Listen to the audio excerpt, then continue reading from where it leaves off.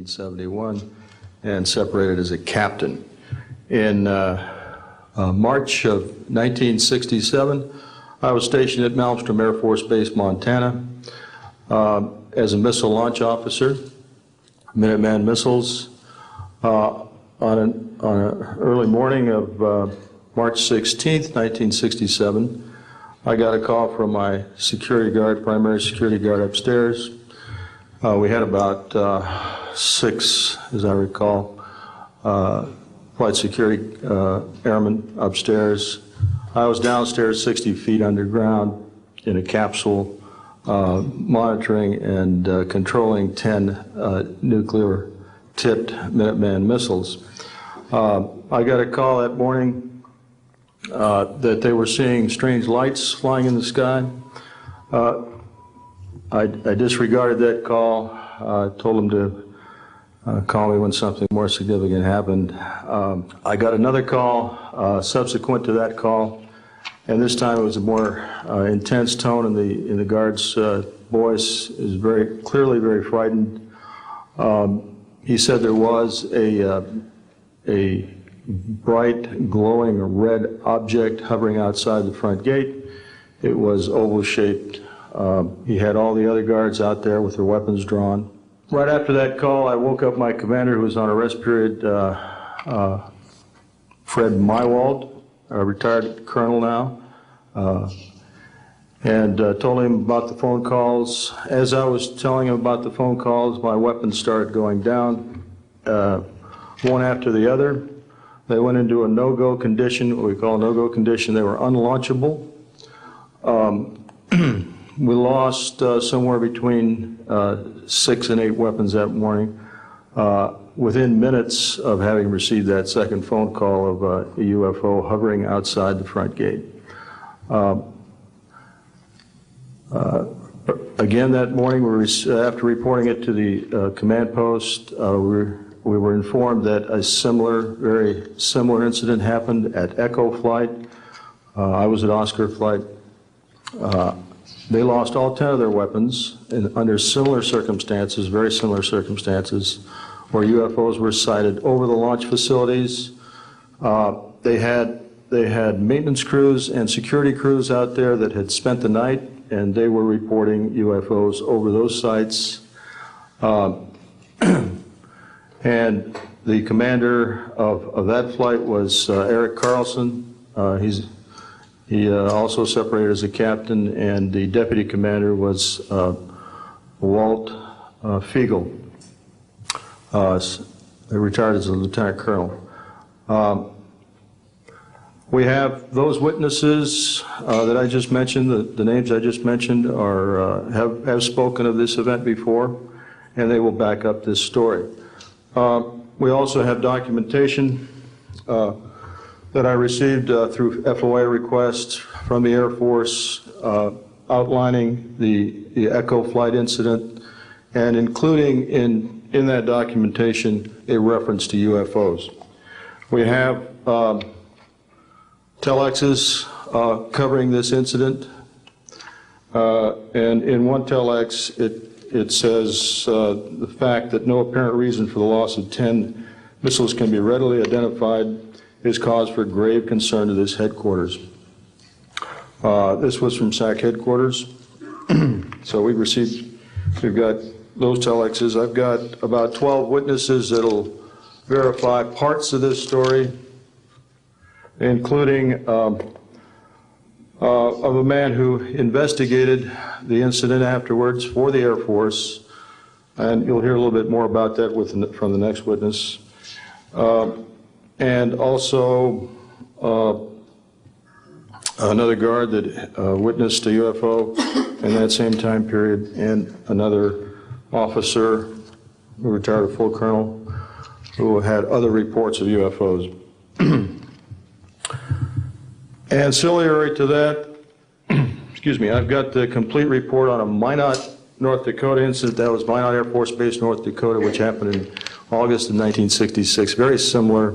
UFOs sighted over missile silos, and also a UFO incident that was investigated by the Air Force immediately after our incident within a week. I'm willing to testify to the truth of all these matters that I've spoken about this in front of Congress under oath. Thank you.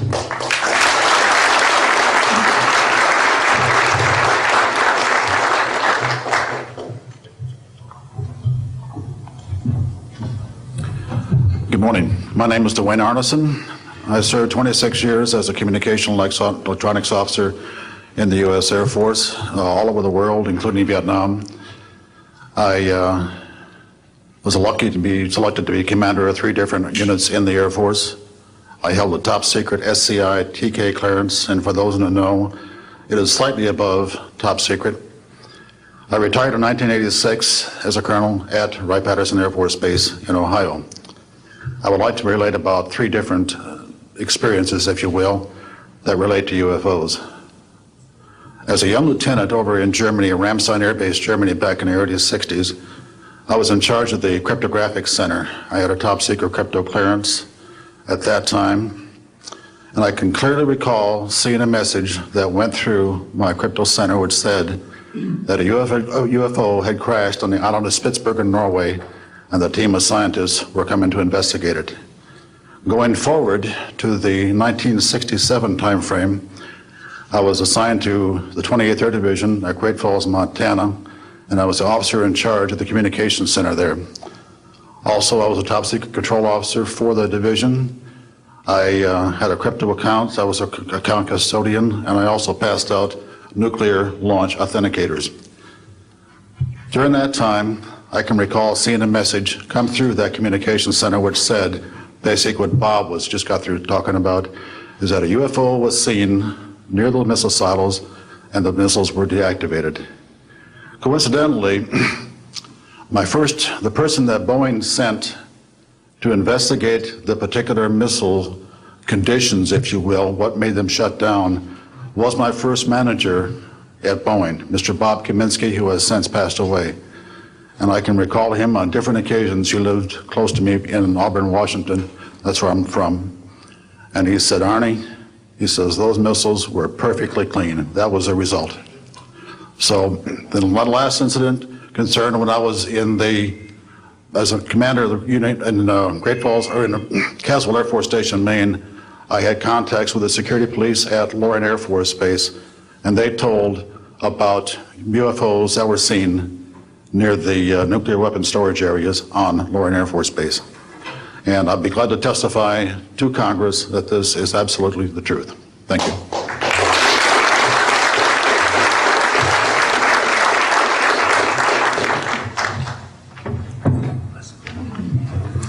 Good morning. My name is Harlan Bentley. During 1957 and 1959, I was a PFC in the United States Army, stationed north of Washington, D.C. on the Nike Ajax missile base close to Olney, Maryland. In May, this month in 1958, about 6 a.m., I heard a noise outside that sounded like a pulsating transformer. I sat up in my bunk, I looked out the window, I saw a craft heading for the ground and crashed. Pieces broke off of that craft, immediately took off again. So there's a lot more to that story, but I've got to speed this up. Now, the next night, I was on radar duty. I get a call from the Gaithersburg missile base. He says, hey, I got 12 to 15 UFOs outside, 50 to 100 feet above me. So I asked him, I said, what does it sound like? He took his head mic off, held it out the van window, and said, here. And the same sound I heard the previous morning, except a lot more of them. So my radar was on standby, so I immediately turned it on and got the blip just outside of the ground clutter. I marked it on my radar screen. And then for a few minutes later, all of a sudden they took off. As they took off, the sweep came around, hit the blip. The second, and when it came around, it hit it again. That blip was 2/3 away off my radar scope. In order to get that far at a constant velocity was 17,000 miles an hour. That was my first incident. 10 years later, by this time I received a Bachelor of Science degree in electrical engineering. and I was working in California. Now, I'm sorry that all I can say is I was somewhere in California working on a classified project that had nothing to do with my experience that I had there.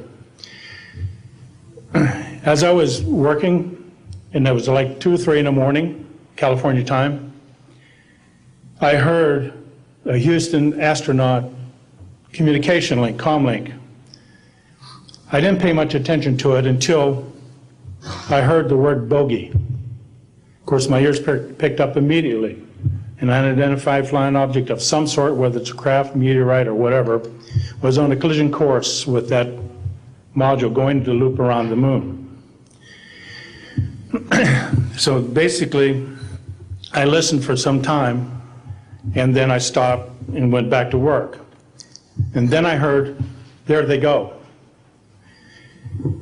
In the astronaut world, some of you may not know this, there's a term called green turtle.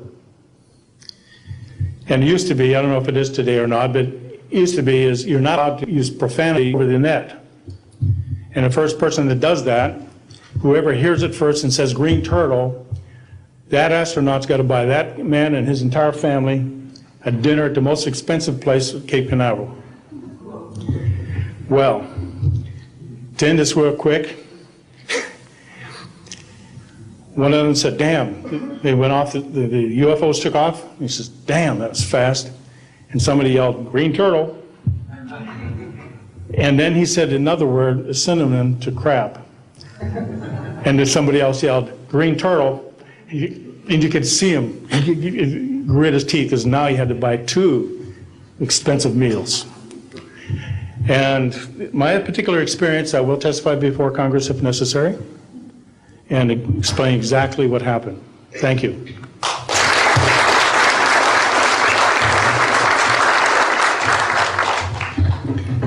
My name is John Maynard. I'm a retired Army. I retired as a Sergeant First Class. For my entire 21 years of service, I held a top secret clearance.